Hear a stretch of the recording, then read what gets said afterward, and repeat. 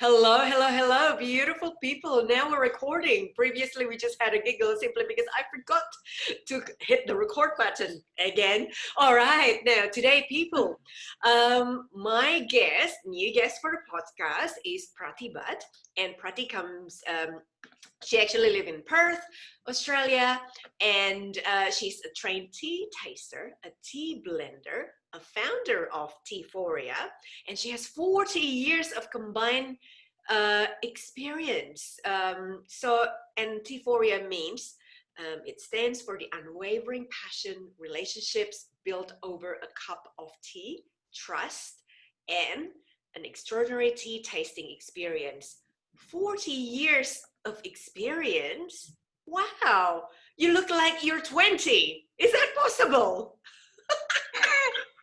It's thank you for a wonderful introduction. It's a combined experience, so me and my team together. Oh, I see. People, yes, I'm the founder, but a company stands on many legs. Right. Especially we have most of the time 4 pillars, and when we combine my 4 pillars, and they are as important as I am, because without them I wouldn't be here. So our combined experience in 40 years and their experience count a lot, a whole deal. Yes, they do. So welcome, Prati. It's really lovely to have you here, simply because I know I'm really big on relationships and stress and relaxation, right? And I always relate drinking tea as part of my relaxation.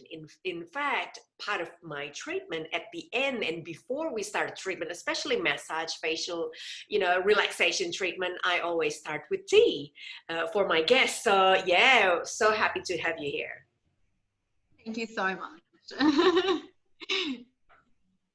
I love the fact that you use tea for relaxation, because it's a very interesting thing. You can use it to relax and you can use it to stimulate. And I'm very happy that you do that. Wonderful. Now, Prati, I have the first question for you. What is your why? I always feel very curious in knowing business owners' various whys, because people come from everywhere and doing different things in the past, and what sort of like trigger them in the past that make them who they are now. The story is just wonderful. Hmm. Stories are everything. And I think they're more important than a product. So my why is basically tea stabilizes me. Like it kind of gives me a stability in the living world, and it takes me back to memories that I can recreate for myself in my mind. And sometimes we don't know how much we compromise in life when we are moving ahead, or we are growing, or we leave things behind. And sometimes we leave things behind that we don't want to. And to me, like, my journey was very much related to memories of my friends, of my family, everything that I left behind happened and grew stronger over a cup of tea. But I left it behind to create a different life for myself. But what I couldn't compromise with those memories, and it could only be brought back with a great cup of tea that I was used to having 6 years, and I couldn't find a cup of tea that was match for what I'm used to. No quality was good enough, and that became a different kind of frustration. That don't disrupt my memories. Like, that's not what I used to drink, or that's not what I'm used to. 6 years later, I met my tea master, and my why came into existence. Wonderful. I guess it's kind of like similar to essential oils, because I do a lot of massage. Scent comes as a big part of the relaxation treatments, that I use a lot of essential oils. And yeah, that particular scent can remind us about an event, past event, that can either trigger sadness or happiness, memories. So I think that's really special. So I guess tea can do the same thing, especially for you.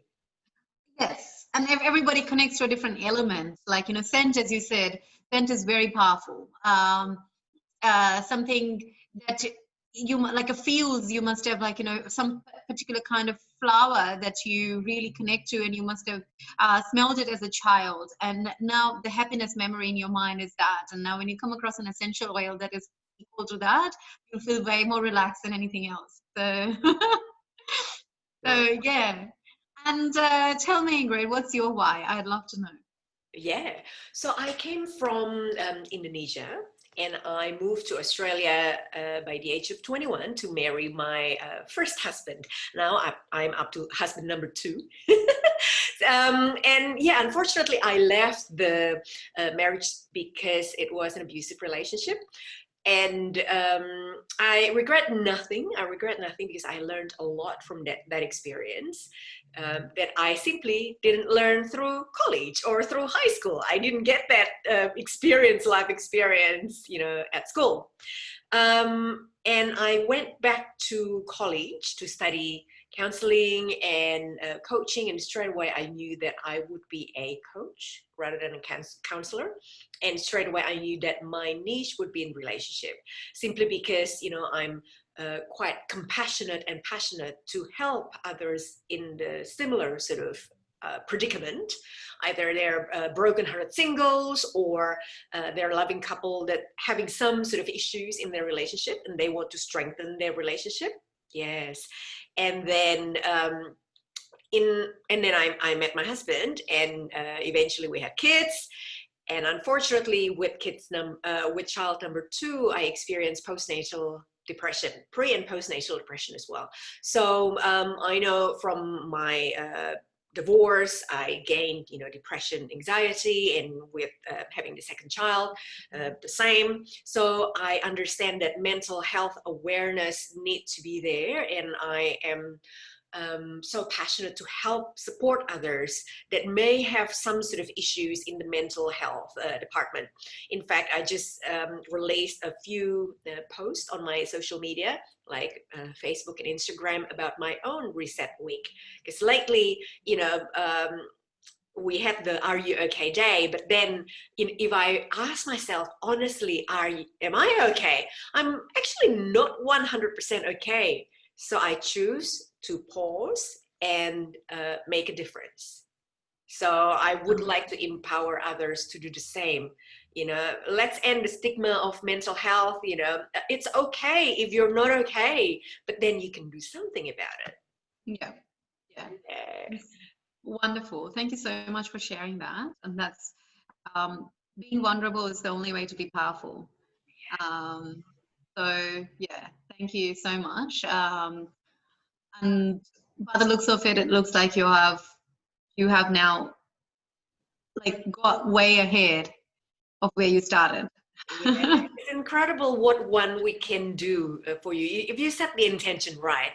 Yeah, even 1 week, just a pause for 1 week. It's great. It's great. Right. That's great. Like, shifts happen overnight if you set an unshakable intention for it. So I'm curious to find your 3 tips, because every guest of mine shared their own 3 tips. So 3 unknown facts about tea. You are a tea master, tea blender.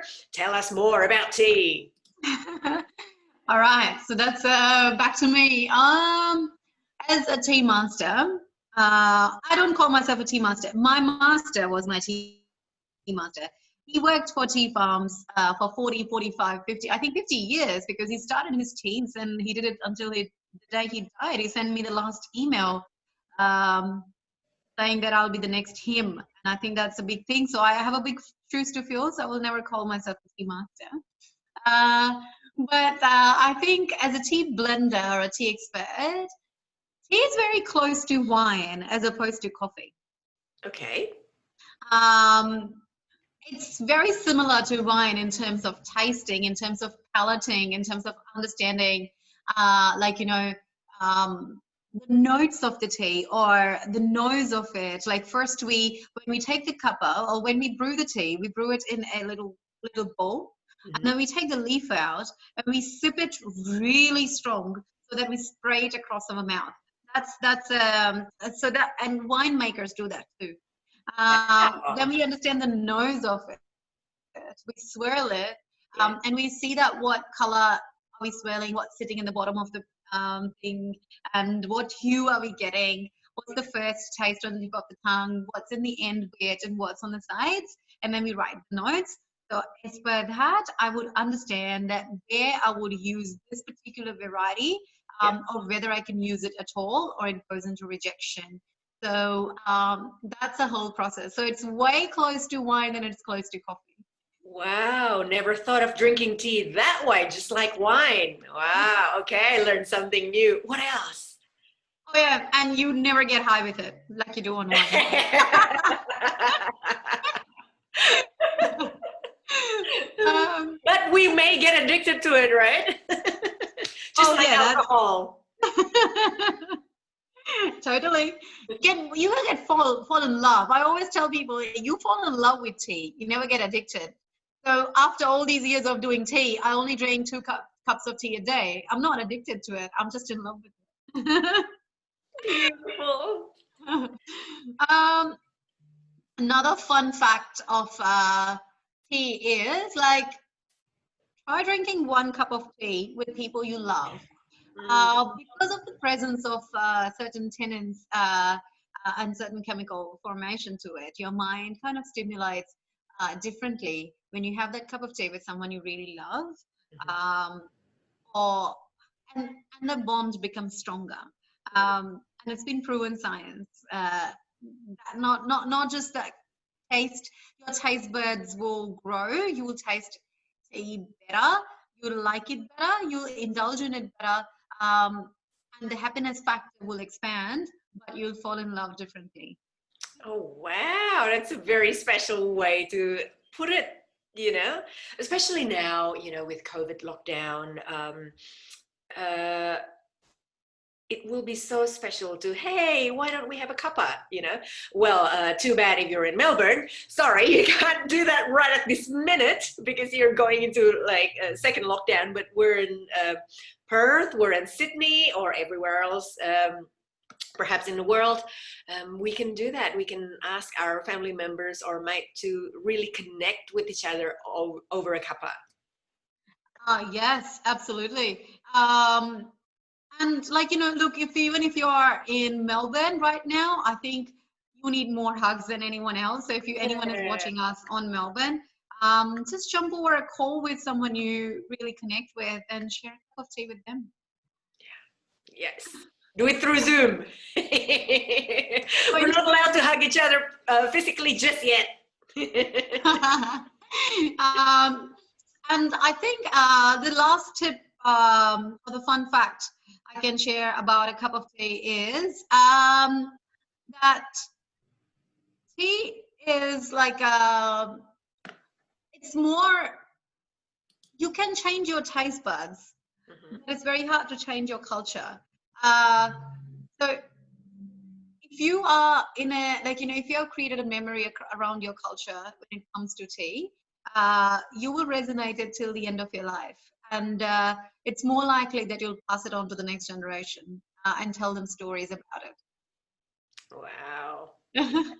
So it can be rich in history. Well, memories, I guess. Yeah. So you're telling the memory. Yes. Yeah. Pass it down. Yeah, pass Very it down. special.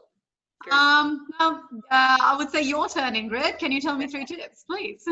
Yeah, certainly. So 3 tips on relationship, and this time I will give 3 tips for singles because sometimes I give tips for loving couples. So number one is having a win-win mindset in relationship. Yes, I know you're single at the moment, but if you want to approach someone or like having a date or wanting to create a new relationship with someone new, you don't want to be a taker. Sorry, you don't want a taker. Yes? Yes. You don't want a new partner that just take from you. So why be one? So win-win mindset to begin with is very important, I reckon, before you jump into another relationship. So as long as you know who you are, you know, you're looking for a relationship that is win-win, that's what you are going to attract. Rather than, oh, you know, I want a new partner that has to be like this and must be able to give me this, must be able to give me that. It may not work. And number two, I will say allow your potential partner to connect with their highest values so they can reduce their frustration or short fuse or distraction, especially in the COVID era, right? A lot of people are stressed, a lot of people are frustrated or distracted because of one thing or another. What make them be themselves is when they connect with their highest values. So as a potential partner, you want to allow themselves, just like as you allow yourself to connect with their highest values so they can be the best version of themselves.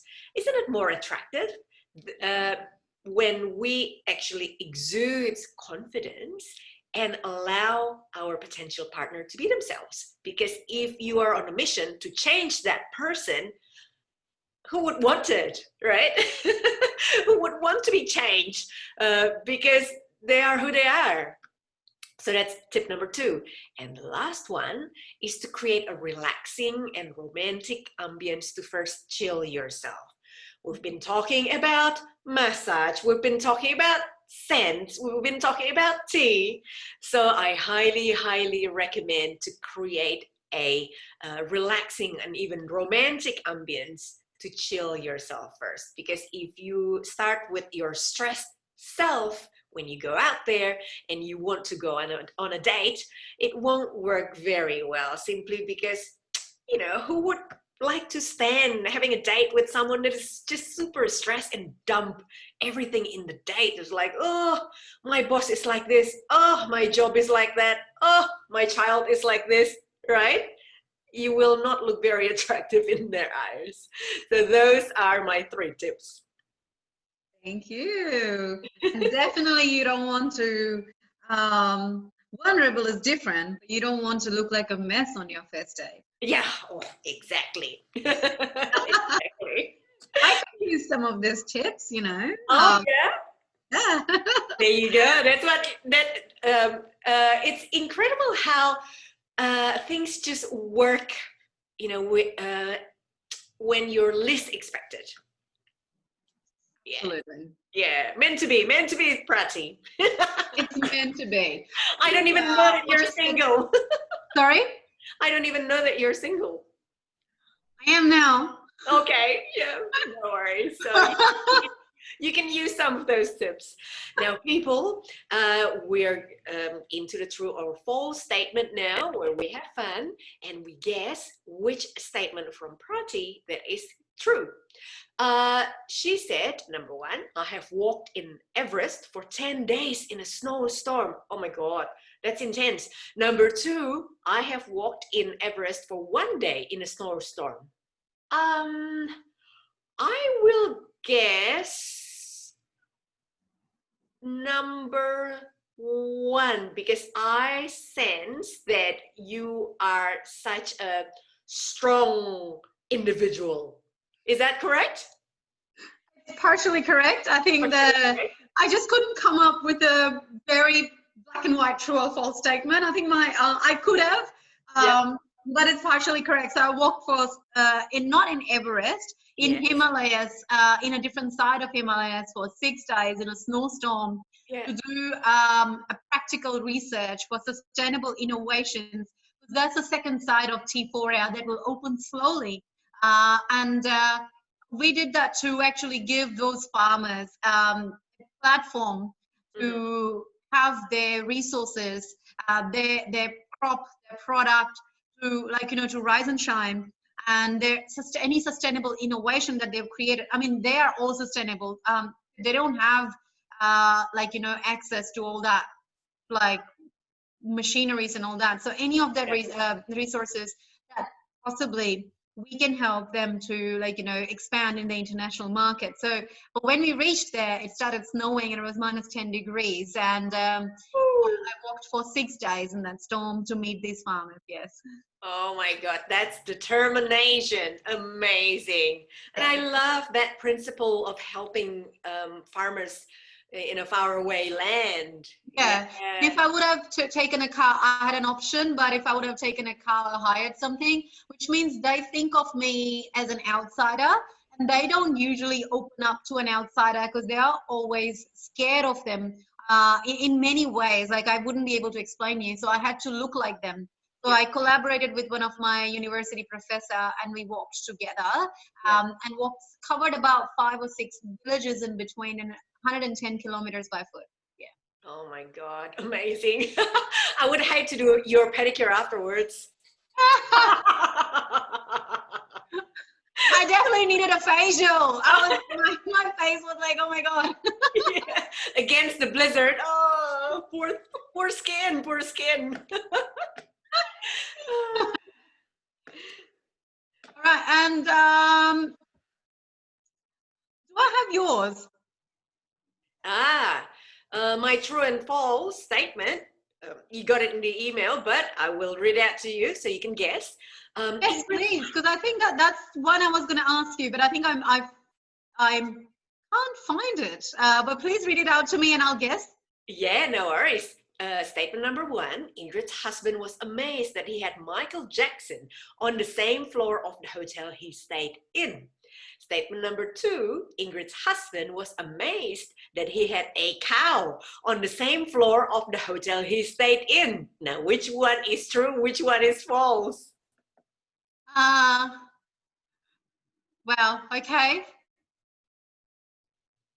I think the second one, because I'm going to go weird. Was it a cow? You are correct. It was the second one. Yes. What was a cow doing there? So ages ago, before we met, my husband went on traveling all over the world, and he ended up in India, Varanasi. And in India, cows are a very sacred animal. Yeah.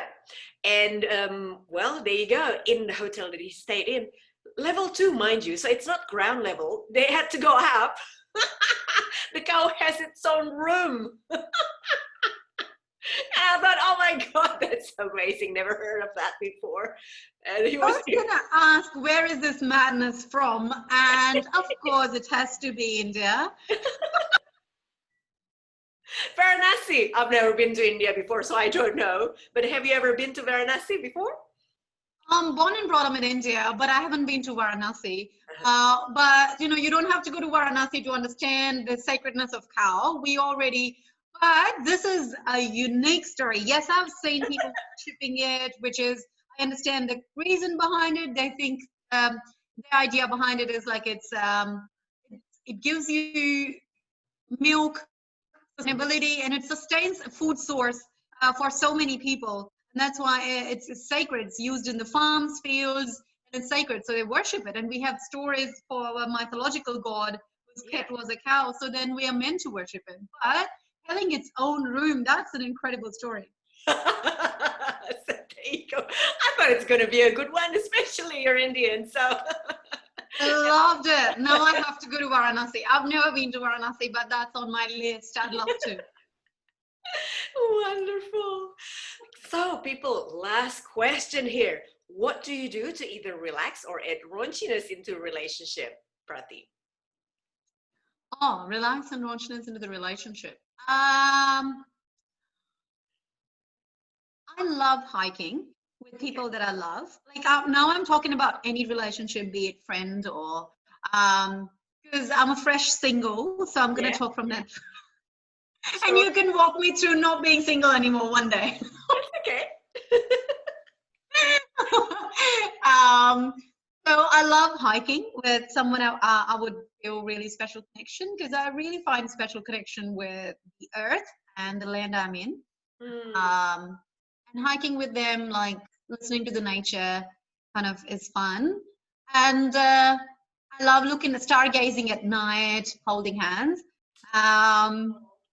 And that's the only time when I can actually hold hands. Otherwise, I get too cautious about it. Way too much. And I love a bonfire. Holding hands is okay. Yes, if it's dark, no one can see us, and there are stars above us. That's fine. Anywhere else, like, you'll lose me. I'll get super conscious.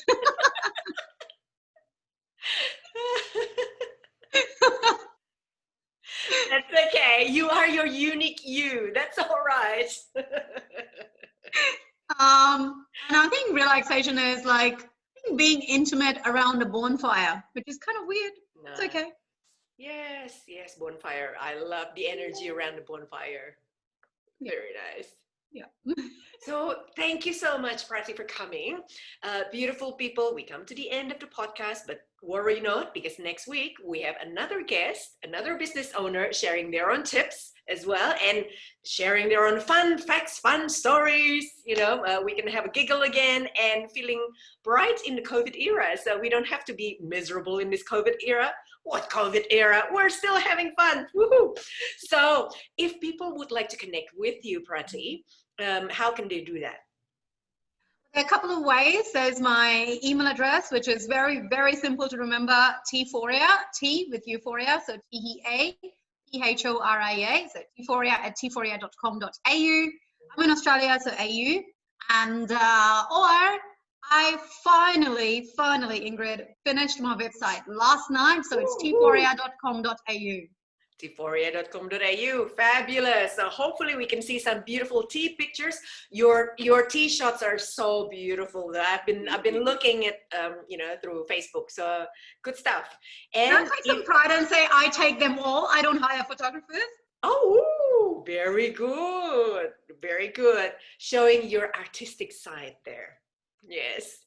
And people, if you would like to connect with me and ask more questions about relationship, of course, you can connect with me. Go to www.kahyangan.com.au. That's KAHYANGAN.com.au, and you can request to have a chat with me, a free chat with me. So there you go, people. Have a lovely week, and then keep well. Lots of love. Thank you, Prati. Thank you, Ingrid. See ya.